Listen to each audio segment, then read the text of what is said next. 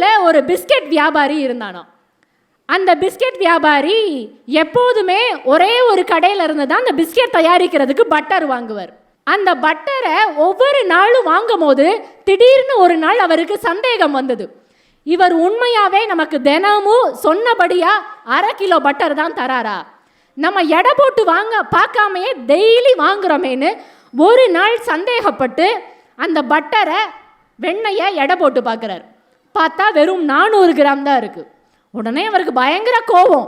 நீதிமன்றத்தில் கேஸ் போட்டாச்சு. இவர் எத்தனை நாளாக என்னை ஏமாத்தினாருன்னு தெரில. ஒவ்வொரு நாளும் இவர் எனக்கு 400 கிராம் தான் பட்டர் கொடுத்துருக்கிறாரு, இது ரொம்ப தப்பு அப்படின்னு இவர் கேஸ் போட்டுட்டார். கேஸ் அன்னைக்கு வந்தாச்சு. நீதிபதி நீதி சொல்ல போகிறார்.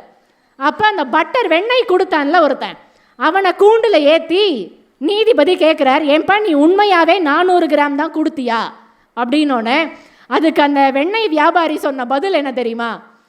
என் கடையில் எடைக்கல்லாம் இல்லை, நான் கொடுக்கறது 200 கிராமா 400 கிராமான்லாம் எனக்கு தெரியாது.